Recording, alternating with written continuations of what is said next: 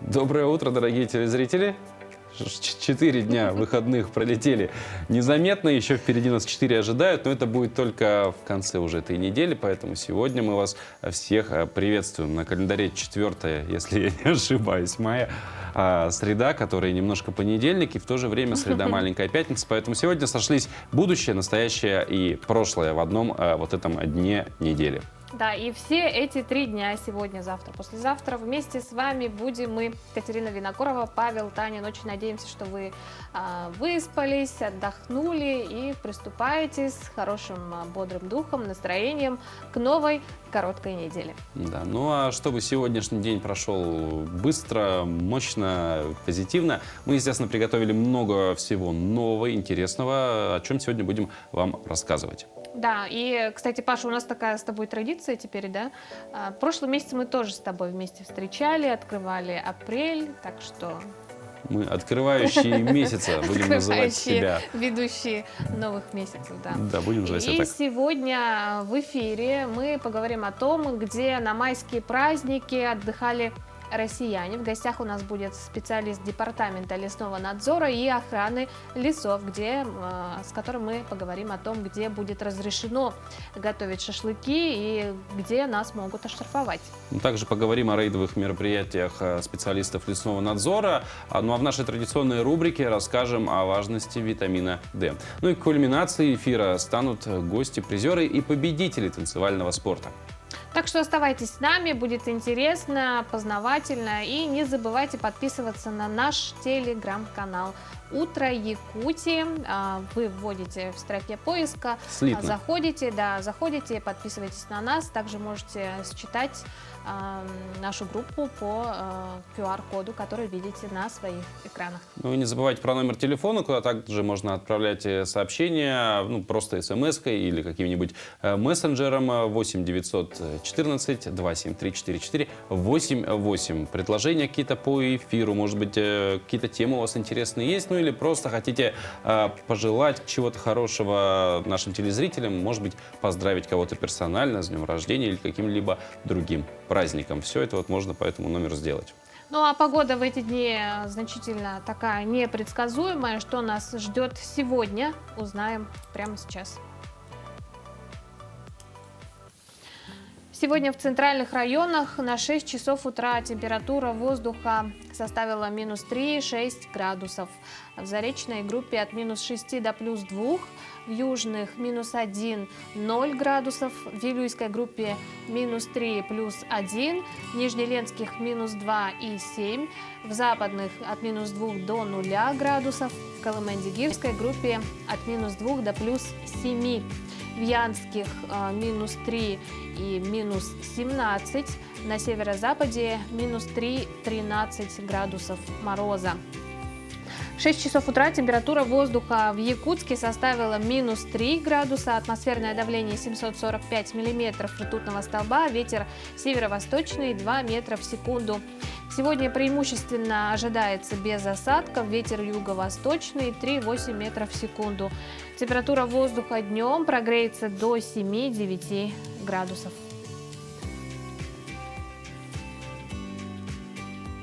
Что ж, температура теплеет с каждым годом на улице. Трава не зеленеет, конечно, пока, но это все уже в ближайшем максимально будущем. Но тем временем в Москве, в парке Зарядье открылось цветочное ландшафтное шоу «Волны цветения».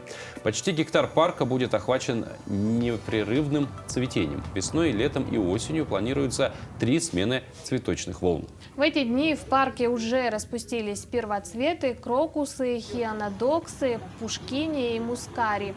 Летом на их место придут гвоздики, колокольчики, невяники, эхиноцея и подсолнечник. А в начале осени зацветут вереск, рудбекия, хризантемы, ветреницы и астры.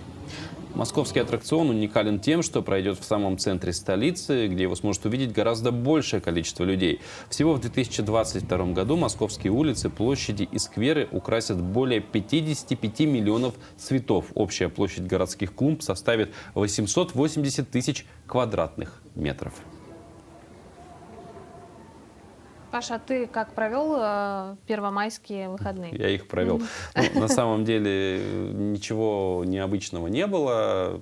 В принципе, даже праздником, с одной стороны, я бы это не назвал. Так много бытовых дел переделал, в том числе, наконец-то сменил резину на машине, потому что, наверное, уже все-таки пора с зимних колес переходить на летние. Ну, а тем временем большинство россиян на майские отдохнули на природе.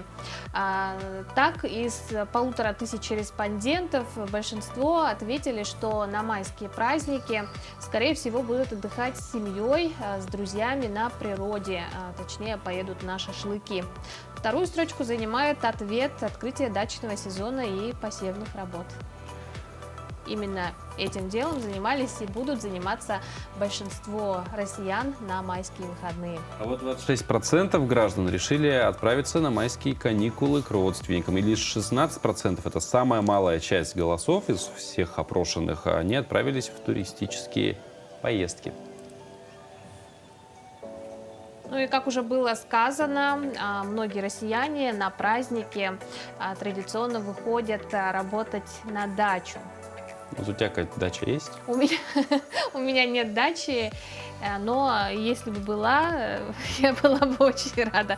И думаю, что много чего бы там посадила. Да? Ну, у меня дачи тоже нет, я особо не страдаю, и такого же рвения, как у тебя, у меня нету. Поэтому я рад, что у меня нет дачи, и не нужно ничего сажать. Тем временем в эти дни вырос спрос на дачный и огородный инвентарь, и также на семена и рассады. Вот кассовый чек россиян на товары садоводства за период с начала текущего года вырос на 24% по сравнению с аналогичным периодом 2021 года. Средний чек покупки рассады в 2022 году составил 78 рублей, а сумма покупок различных семян на средний чек в 40 рублей увеличилась на 4% соответственно. Резко вырос в этом году спрос на удобрения. Сумма их покупок, согласно статистике кассовых чеков, с начала года выросла на 60% в сравнении с данными годичной давности. Средний чек одной покупки удобрений в 2022 году составил 78 рублей. Вырос интерес по сравнению с 2021 годом и к различным садовым инструментам. Так, сумма покупок секаторов увеличилась на 33% в текущем году, а граблей на 9%. Ну, говоря про дачу, дачный сезон, у нас есть вот одно такое место близ столицы, да, Вилюйский тракт, очень много дачных хозяйств там находится. И вот хорошая новость как раз-таки для дачников Вилюйского тракта. Автовокзал начал запускать дачные маршрутные автобусы. Они возобновили свою работу с 30 апреля. Так, на майские праздники 1, 2 и 3 числа ходили два маршрута, 121 и 123. И в предстоящие выходные также они будут курсировать с автовокзала. В будние дни дачников будет возить один маршрут со всеми остановками, заездом на 15 и 16 километре Вилюйского тракта. Вместе с тем, во многих регионах страны уже начинают объявлять пожароопасные сезоны. Это значит, многим надо быть осторожными и стараться беречь природу. В эти дни на особом контроле и 24-часовом дежурстве находятся работники пожарных депо и частей. Как проходят будни пожарных, расскажет Полина Долинская. Будни бойцов пожарной охраны обычно скрыты от посторонних глаз. Это раньше пожарного можно было видеть с каланчи на всю округу. Сейчас огнеборцев люди зачастую видят только, когда у них случается беда, или по телевизору в пожарных сводках.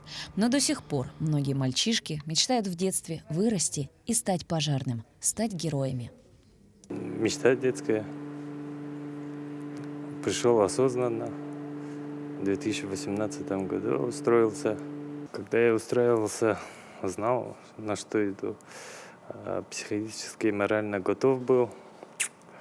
Для меня это нормальные условия жизни. Работа пожарного опасная и сложная. Сдержанные и немногословные мужчины привыкли работать в непростых условиях. Для такой работы важна не только крепкая нервная система, но и физические данные. Ведь в обязанности работника службы МЧС входит не только тушить пожары, но и спасать людей, причем в разных ситуациях и обстановках. Эта работа не для малодушных. Я знал, что это риск, мужество, смелость. Уже не волнуемся, опыт, поэтому все отработанные схемы работаем.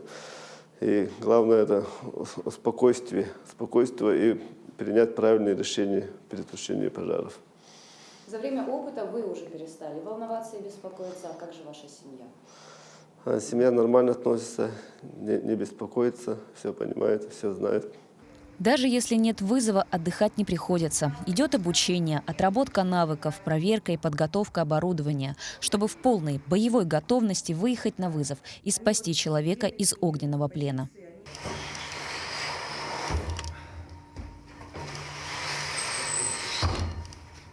Пожарный – это не просто профессия, это особое состояние души.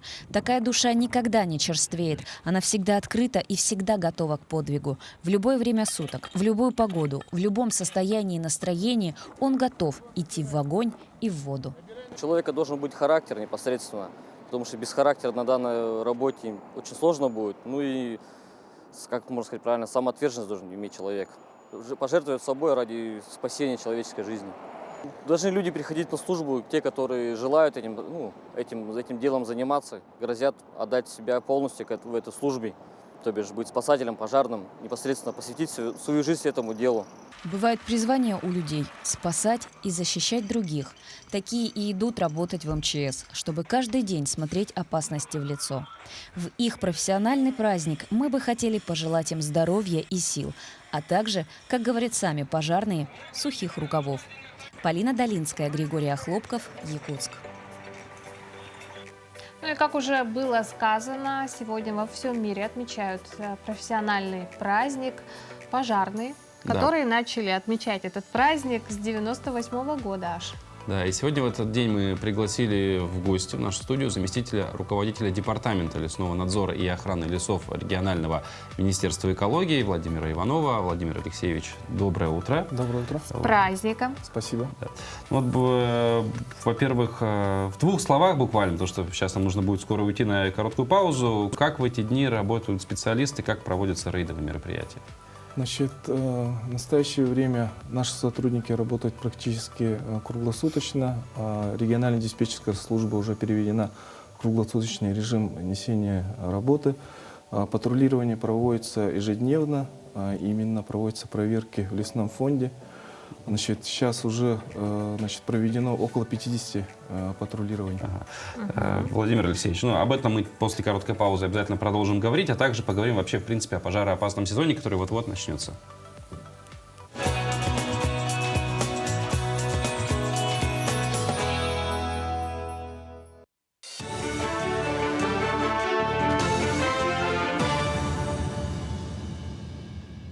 Коллеги, доброе утро. Доброе утро, Якутия. Сейчас блок новостей.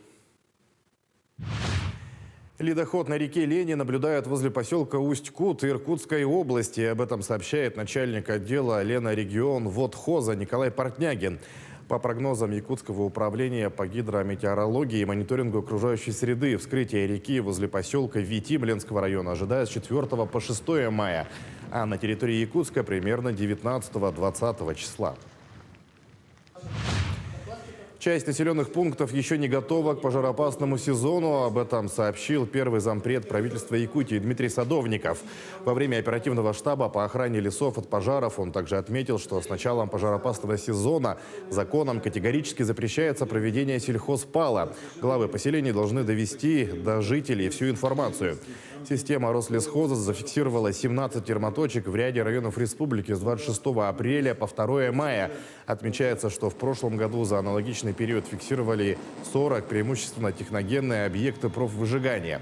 В этом году термоточки наблюдают в Ленском, Мирнинском, Усть-Алданском, Сунтарском, Ангинском, Горном и Вилюйском районах.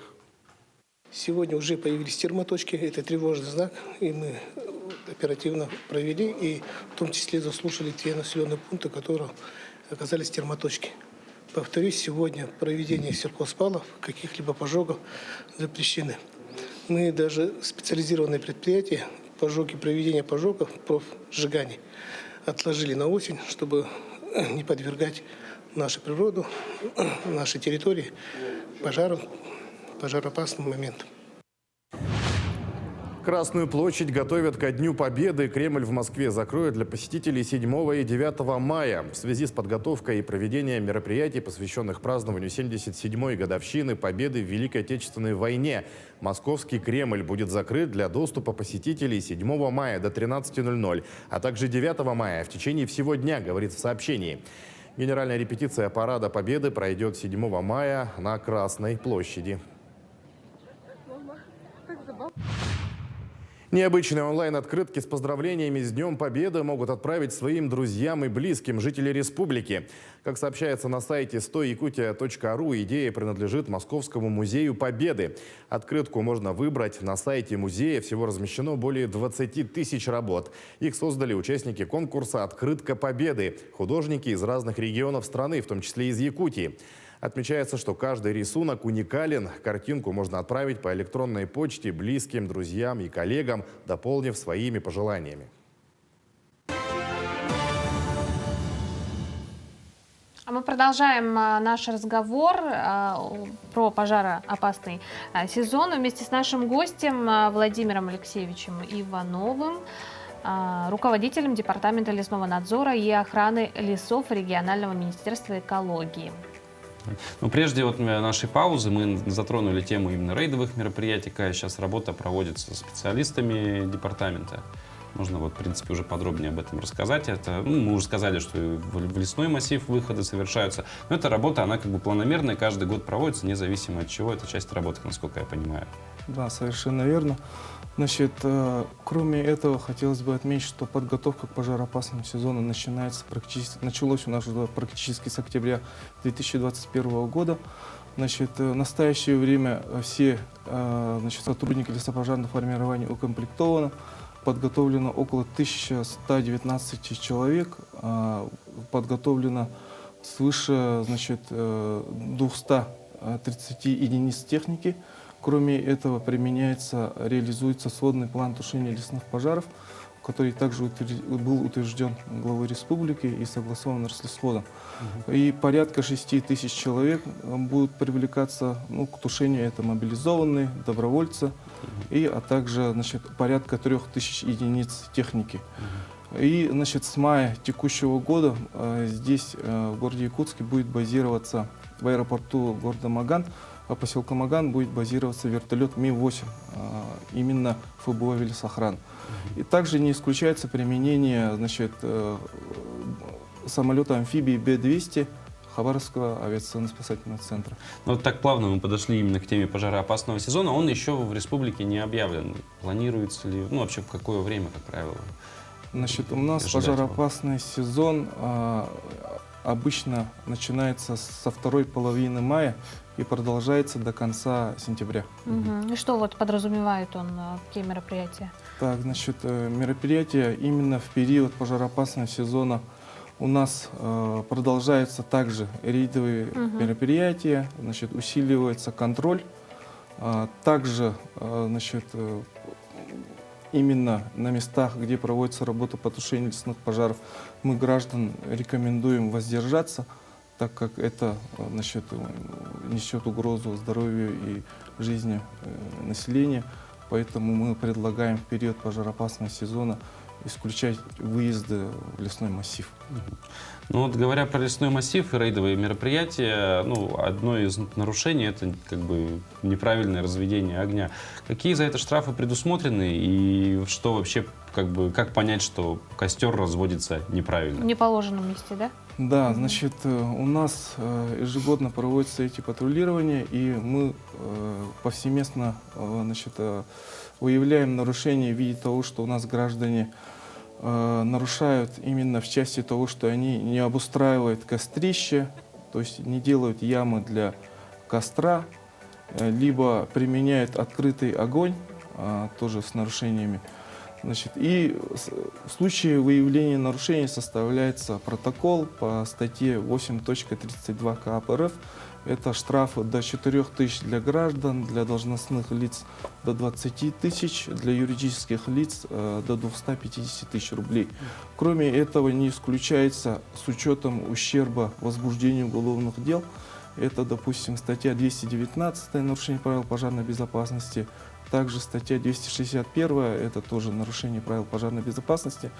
И, значит, ежегодно также направляются исковые заявления в суд в случае того, что если пожар произошел по вине человека, и, значит, в случае этого были применены все силы и средства. То есть это затраты расцениваются в миллионах рублей.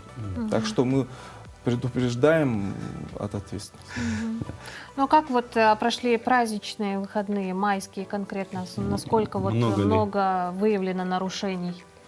Значит, у нас в настоящее время выявлено порядка 30 нарушений. Значит, все-таки Много разъяснительная это или работа мало? это пока достаточно. Сами понимаете, то, что сейчас у нас начинается охотничий период, и у нас, как всегда, как правило, возникают нарушения. Поэтому у нас эта работа активизируется во время данного сезона.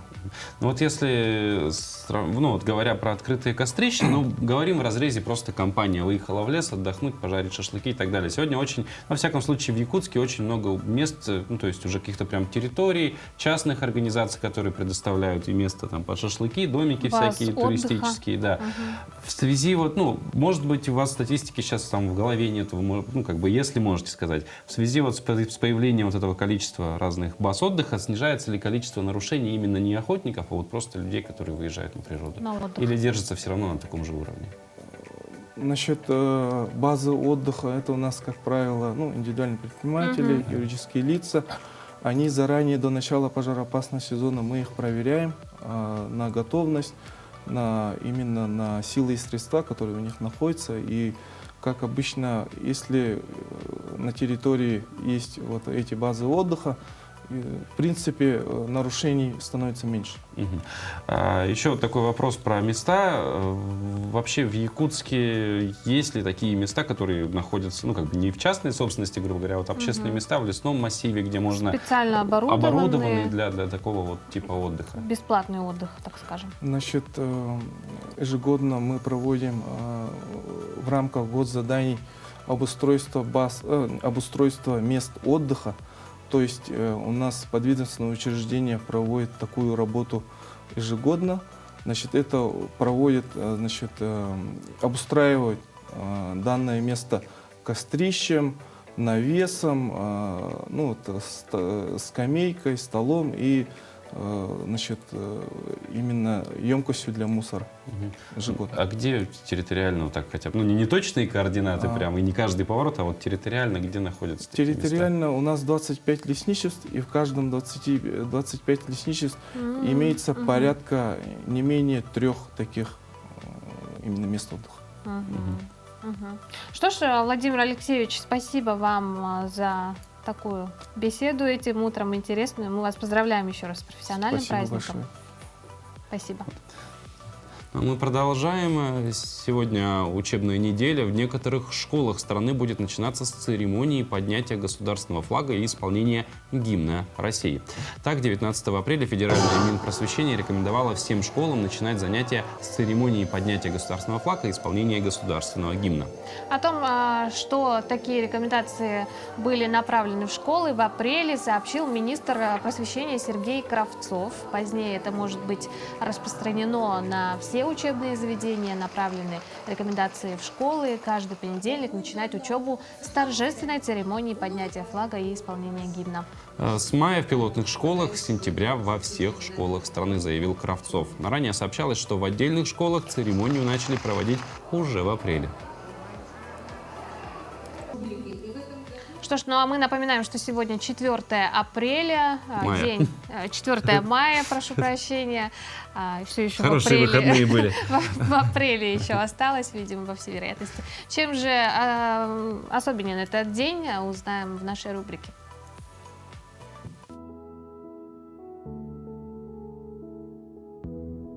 На календаре 4 мая.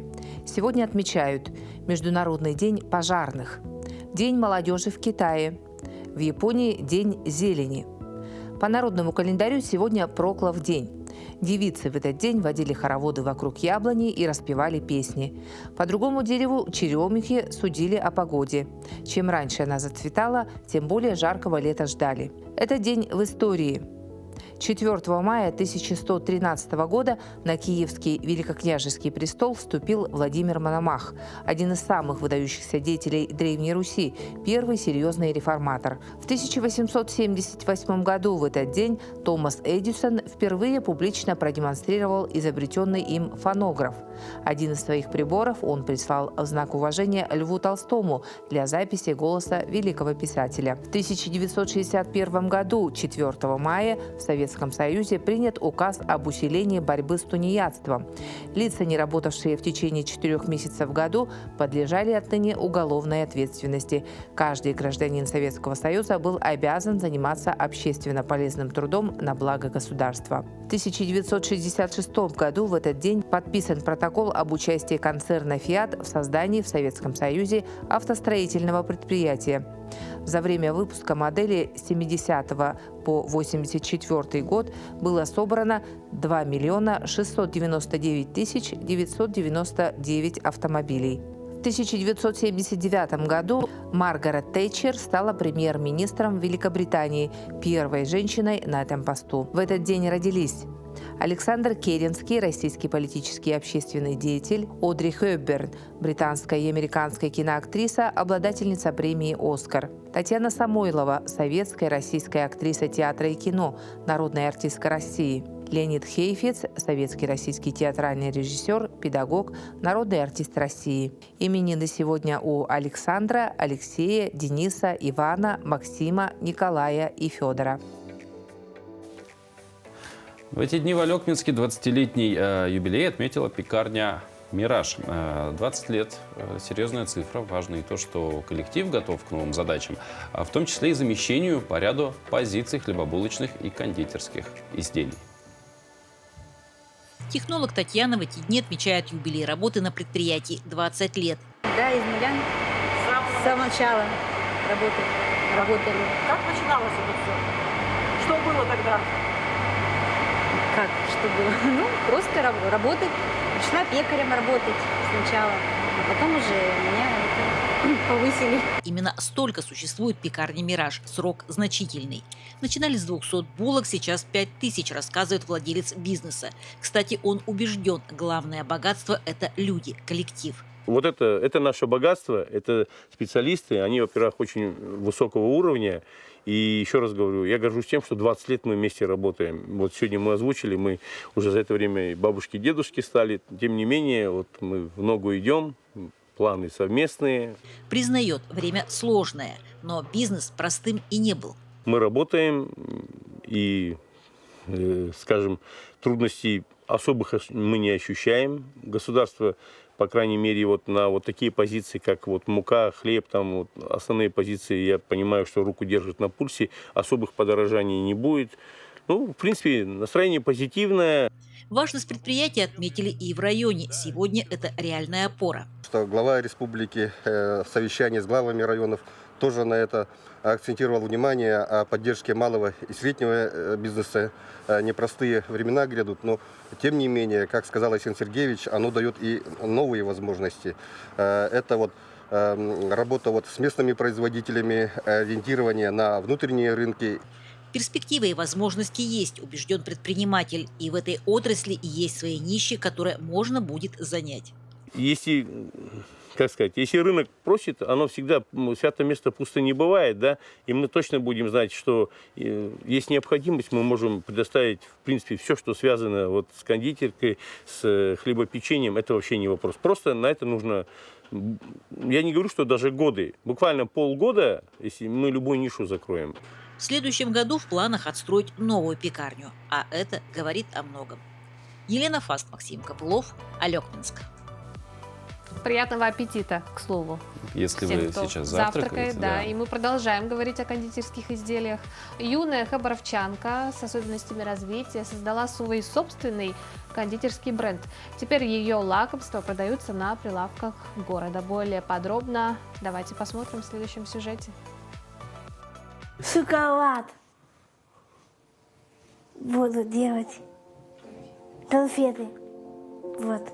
В свои 16 лет Валерия Бушмакина уже автор своих конфет под брендом «Валерия Чоколейд». Как рассказывает ее мама, впервые авторский шоколад Лера начала делать в 14 лет. Она сама темперирует шоколад, выкладывает декор на изделие и даже создает целые шоколадные картины. Идея по развитию или созданию бренда как «Валерия.шоколад» – это просто моя идея. Может быть, не совсем здравая, но как бы для меня сейчас это оптимальное решение для ее будущего. То есть мы искали долго профессию, в которой она могла бы развиваться и найти себя. Так как все профессии в основном сложные, шоколадье узконаправленная такая специализация, где ты занимаешься творчеством, еще и на этом можно зарабатывать деньги. У нее с детства была вот такая творческая жилка, она была усидчивая, любит рисовать, раскрашивать.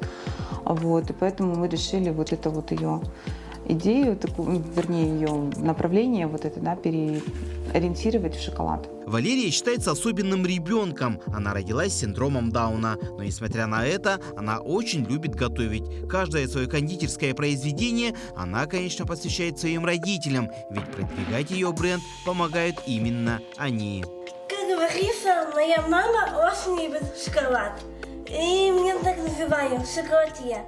Когда я делаю впервые там шоколад, меня люди называют шоколадье. Инна Бушмакина – потомственный шеф-повар. Любовь к кулинарии ей привела мать. Она, в свою очередь, привела любовь к кондитерскому искусству уже свою дочь. И теперь Валерия мечтает стать профессиональным шоколадье, первым мастером с особенностями в России, а также учиться у французских мастеров. Ну, а наш эфир продолжит сейчас. Что продолжит? Наша Традиционная рубрика, да, в которой мы поговорим об очень важном витамине D, который необходим вот в наших северных условиях. Этот витамин вообще прям вот очень-очень надо, потому что его бывает мало в нашей жизни.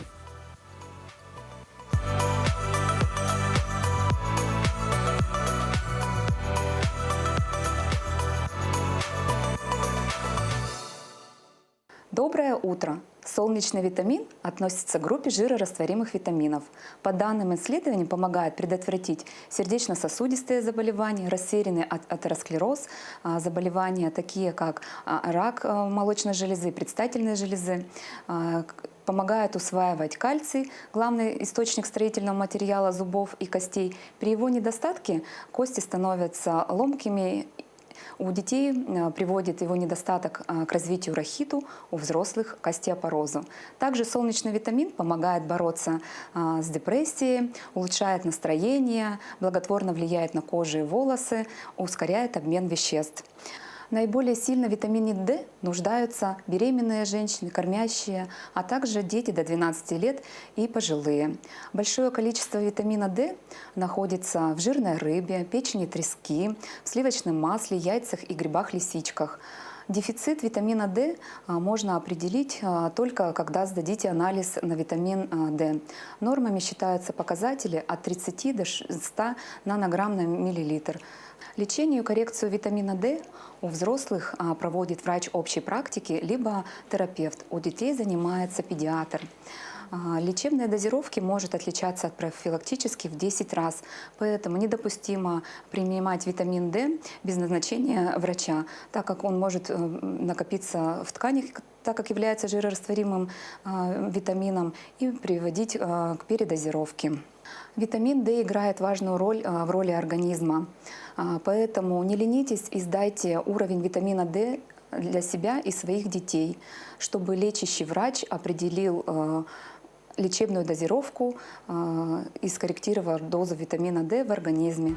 Будьте здоровы!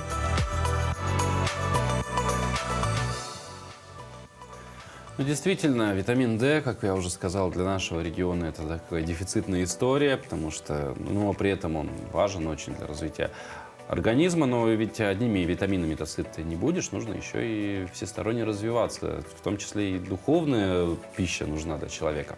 А для этого вам поможет наша рубрика «Культурные новости», где по традиции мы рассказываем вам о предстоящих культурных мероприятиях, где можно не только поднять свою духовность, но и развить творческие способности. Доброе утро! С вами «Культурные новости».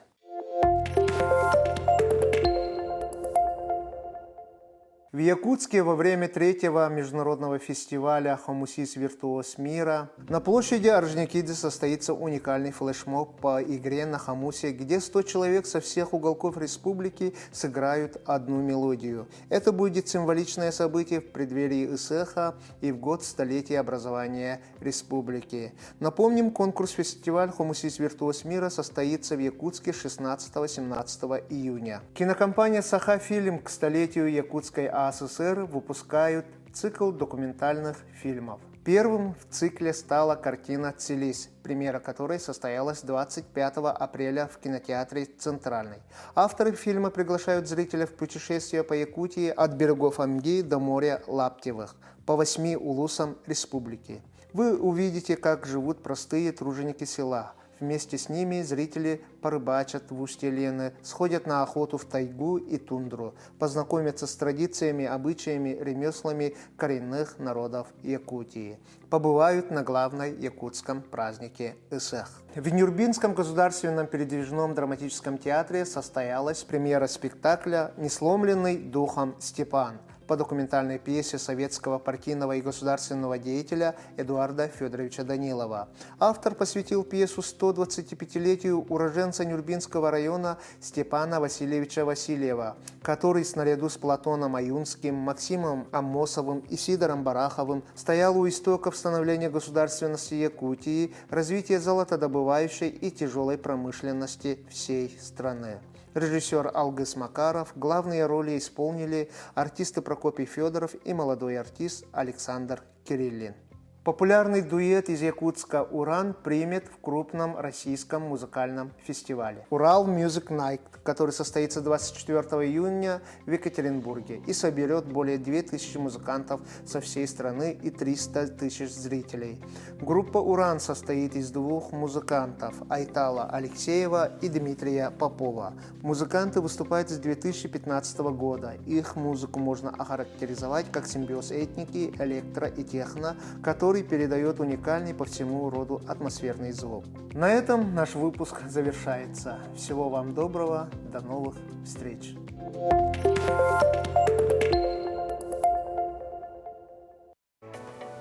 Ну а новости из мира культуры мы сейчас продолжим вместе с нашими гостями. В нашей студии сидят сегодня победители республиканского первенства по бальным танцам Александр Осипов и Сандара Данилова. Александр, Сандара, доброе утро. Доброе утро.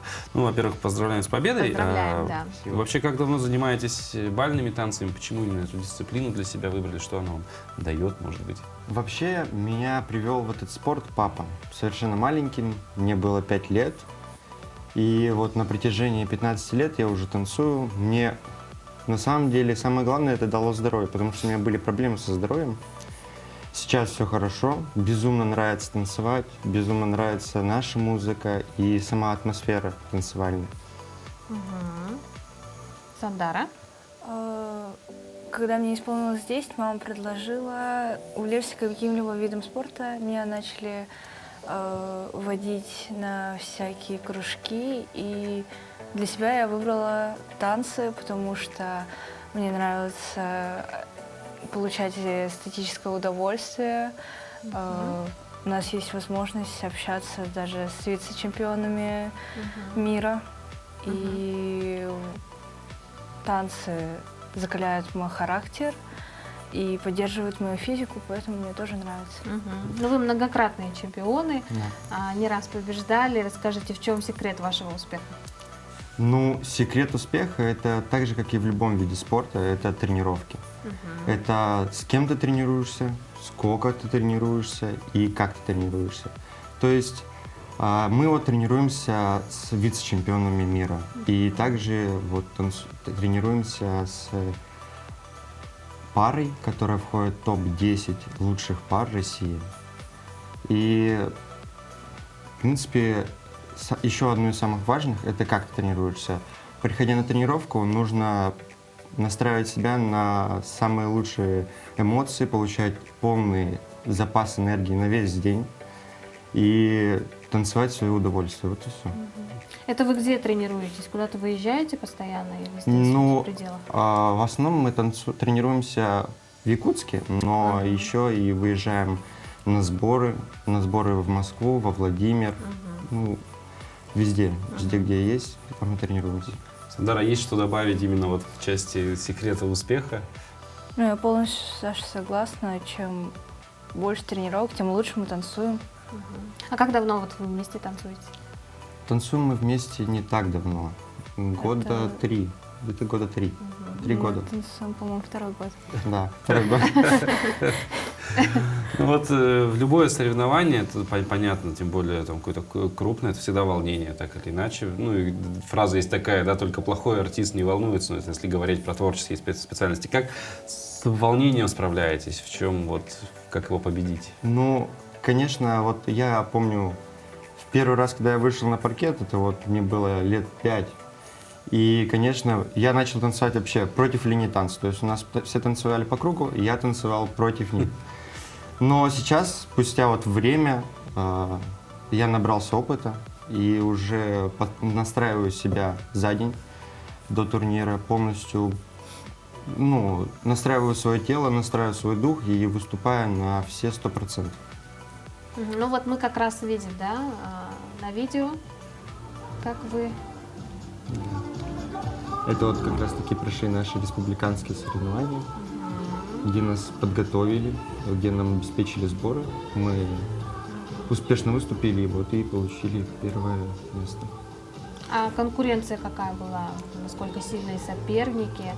Как вот вы вообще оцениваете уровень своих? Конечно, пандемия дала свои как бы плоды, но сейчас, после пандемии, все возобновилось, все стало на свои круги, и вот опять же повторюсь, сейчас все начали тренироваться, сейчас все тренируются, все занимаются, все клубы города Якутска и республики активно готовятся к дальнейшим соревнованиям. Вот, и нам провели сборы, наша федерация, Людмила Валерьевна провела сборы, и мы все пары подготовились на очень хорошо и получили все свои призы, и то, как выступил, как бы. Дальнейшие планы у вас какие, Сандар? Ну, я пока не решила, точно буду ли я, ну, например, связывать свою жизнь вместе профессионально с танцами, но этот вид спорта уже во мне, и этого не отнять, и мне это очень нравится. Александр, ну вот говоря про будущее, да, вы, может быть, вы связываете свою жизнь дальнейшую с танцами? Да, я уже связал, я поступил на спортивный менеджмент, это вот как раз-таки организация турниров, проведение турниров, и уже сам тренирую с 16 лет, и, конечно, я связываю полностью свою жизнь, и в дальнейшем, это уже в будущем дальнейшем, хочу быть судьей международного класса и судить крупные турниры. Что ж, спасибо вам большое, Сандар, Александр. Еще раз поздравляем с победой. Спасибо большое. Благодарим вас за участие в нашем эфире. Пусть у вас все получится обязательно. Спасибо. Ну а мы прямо сейчас прервемся на короткую паузу, после которой продолжим встречать это утро.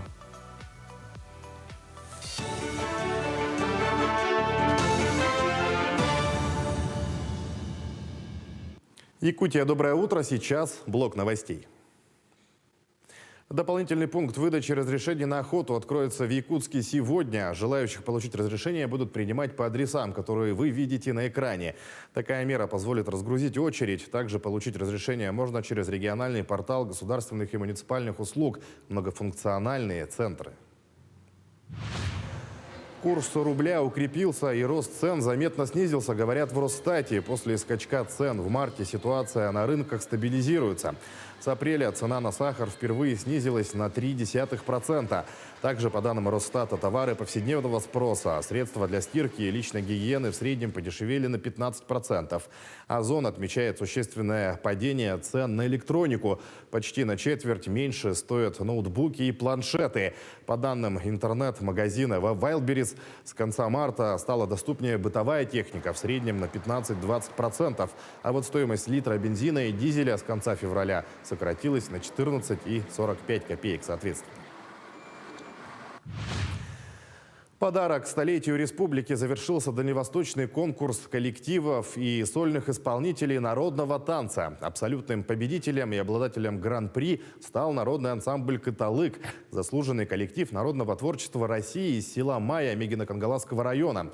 Отметим, что в этом году традиционный проект для Преамурья прошел в новом статусе дальневосточного конкурса, объединив коллективы многих регионов России. Также из Якутии в конкурсе заочно принял участие народный ансамбль танца «Дружба» села Итык-Кёль Татинского района. Необычные онлайн-открытки с поздравлениями с Днем Победы могут отправить своим друзьям и близким жители республики. Как сообщается на сайте stoyakutia.ru, идея принадлежит Московскому музею Победы. Открытку можно выбрать на сайте музея. Всего размещено более 20 тысяч работ. Их создали участники конкурса «Открытка Победы», художники из разных регионов страны, в том числе из Якутии. Отмечается, что каждый рисунок уникален. Картинку можно отправить по электронной почте близким, друзьям и коллегам, дополнив своими пожеланиями. Редакция новостей каналов НВК «Саха» и «Якутия-24» поздравили победителя конкурса стихов на тему «Моя Якутия». Победил в конкурсе 74-летний житель микрорайона Кангаласа Станислав Лукашевич с авторским стихом «Простые парни». Произведение повествует о рабочих, о их труде во время строительства Якутска в непростых климатических условиях. Как оказалось, Станислав Лукашевич более 40 лет трудился строителем столицы. Конкурс стихотворения, напомню, приурочили к столетию Якутской ССР. Участники должны были снять видео с прочтением стиха и отправить ролик на электронную почту. За 2 дня мы получили более 40 отснятых стихов со всех концов республики. Снега от края и до края, где раньше глушь была да гнет, Якутск, столица дорогая, преображается, растет. Многоэтажные дома встают, кварталы заполняя. В них все удобства для жилья. Есть кухня, газ и душевая. Их строят здесь простые парни на вечно мерзлой целине. Я в 1981 году участник велопробега Якутск-Москва. Мы за 80 дней, значит, 7 августа выехали отсюда и 25 октября были на Красной площади в Москве. Ну, в день у нас выходило где-то в среднем 150 километров. Ну, и вот такая закваска, в принципе, наверное, позволила сочинить вот это вот стихотворение. А так вот, сейчас я рассказал его так, как я хотел его рассказать. Я к этому стремился. К текущему часу это все новости. Всего доброго и удачного дня.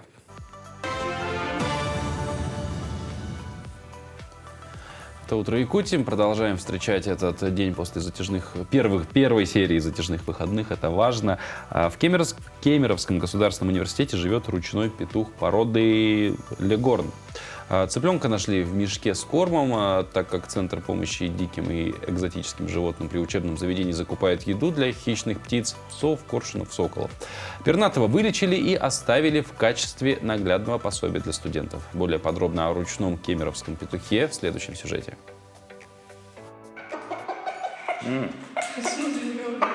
Сейчас сравним.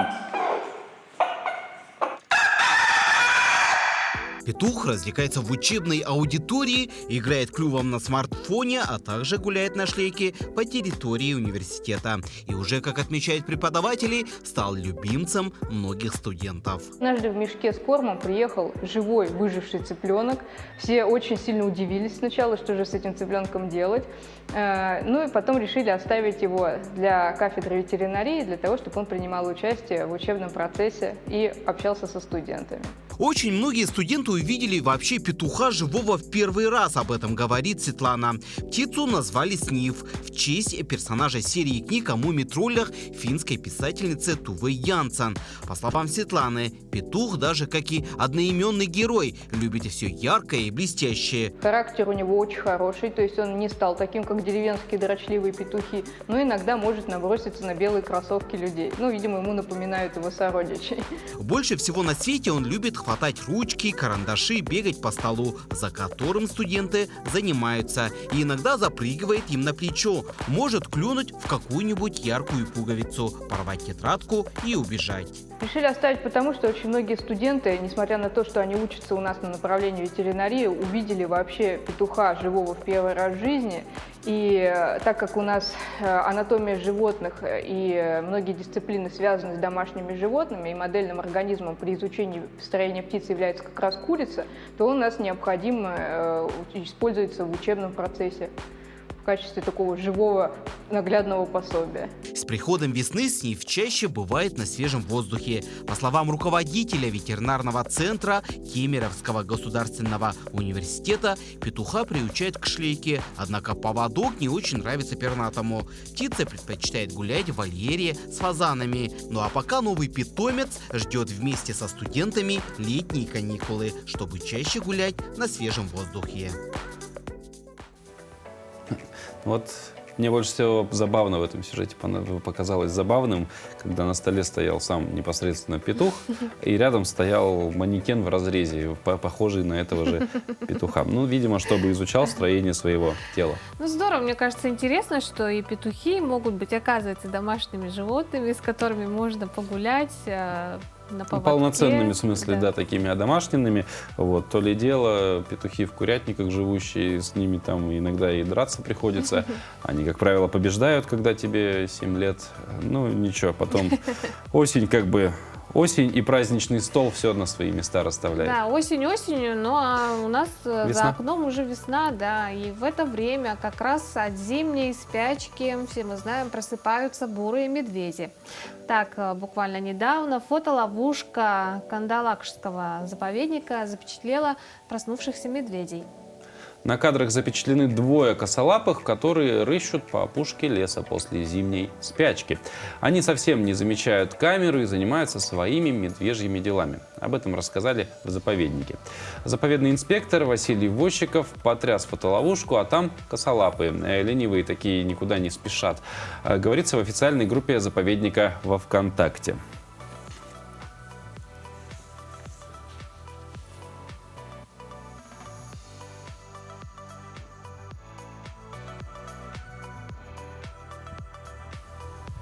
Ну а мы предлагаем вам немножко оторваться от дел и поиграть не только, посмотреть на бурых медведей, но и на нашу красавицу Харчану и поиграть с ней в куку. Куку, да. Пост с видео с якутской медведицей опубликовал в своем телеграм-канале «Ленинградский зоопарк». Видео понравилось подписчикам, и многие из них интересовались, ищут ли жениха Харчане и как часто меняют воду в бассейне. Представители зоопарка ответили подписчикам, что пару подросшие медведицы ищут, но это дело непростое, особенно сейчас, так как все белые медведи в России – родственники Харчаны. Что касается прозрачности воды в бассейне, то ее, оказывается, меняют в зависимости от сезона. Летом, когда вода активно цветет, раз в 2 дня. Красавица, веселушка, умничка – такие эпитеты посвящают подписчики зоопарка нашей Харчане.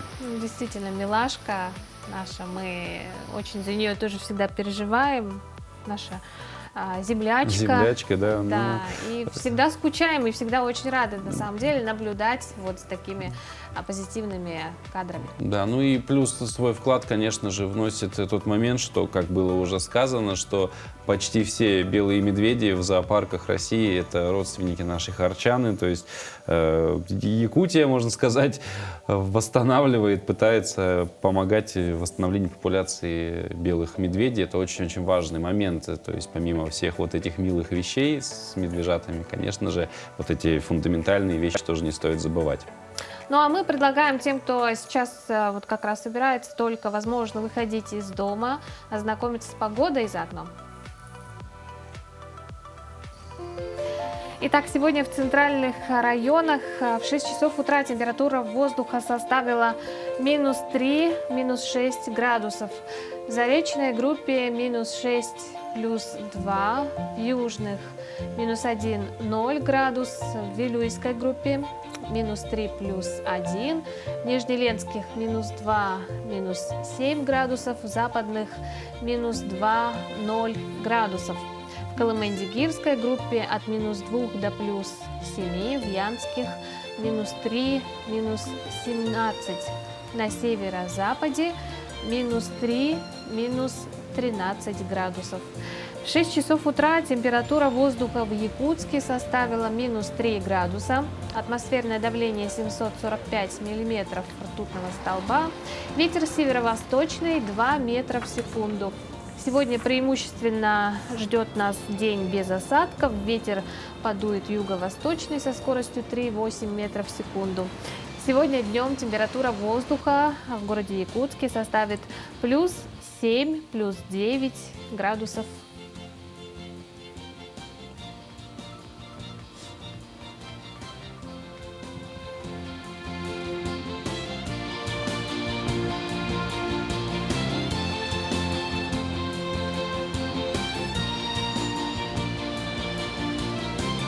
Погода действительно непредсказуемая, как мы уже сказали. Вот если заглянуть в телефон, допустим, сегодня показывает дождь. А его нет. А его вот не обещают. Ну, а нам, может быть, мы не знаем, вдруг он там идет, потому что мы явно не на улице сидим. Тем не менее, несмотря на погоду, какой бы она ни была, пусть ваше настроение всегда будет хорошим, вне зависимости от того, что происходит.